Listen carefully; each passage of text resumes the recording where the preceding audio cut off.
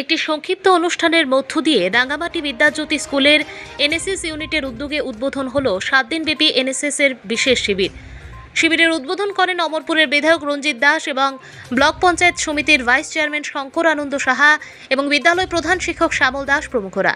উদ্বোধনকে কেন্দ্র করে অনুষ্ঠিত হয় বিদ্যালয় ছাত্রছাত্রীদের দ্বারা সাংস্কৃতিক অনুষ্ঠান। পাশাপাশি 2024 সালের মাধ্যমিক ও উচ্চ মাধ্যমিক প্রথম বিভাগে উত্তীর্ণ সকল ছাত্রছাত্রীদের হাতে তুলে দেওয়া হয় সম্মাননা। উদ্বোধন শেষে বিধায়ক রঞ্জিত দাস ছাত্রছাত্রীদের উদ্দেশ্যে বলেন, অসত্য সঙ্গে সর্বনাশ, সৎ সঙ্গে বিকাশ।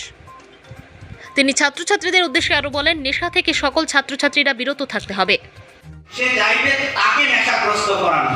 দেখবেন মদের আসরে যখন বসবে, বন্ধু বান্ধব তাকে চল একটু ফুর্তি করে জীবনে বাচ্চা গিয়া একটু আনন্দ করি। একবার যখন তাকে আনন্দের সঙ্গে জড়বে, তখন তার থেকে আস্তে আস্তে সে শোষণ করার, আজকে আমি খাবাইছি কালকে তুই খাবা, এবার আস্তে আস্তে তার জীবনটা বিপন্ন হয়ে যাবে। তার জন্য ওই যে সৎ সঙ্গে স্বর্গবাস, অসৎ সঙ্গে সর্বনাশ। তাই একটা স্কুলের মধ্যে বিভিন্ন ধরনের ছেলেমেয়েরা থাকে, এটা থাকা স্বাভাবিক, বিভিন্ন পরিবেশ থেকে তারা এখানে আসে। কিন্তু এটা মনে রাখতে হবে, আমার একটা লক্ষ্য থাকতে হবে, উদ্দেশ্য। সেই লক্ষ্য থেকে আমি বিচ্যুত হব না।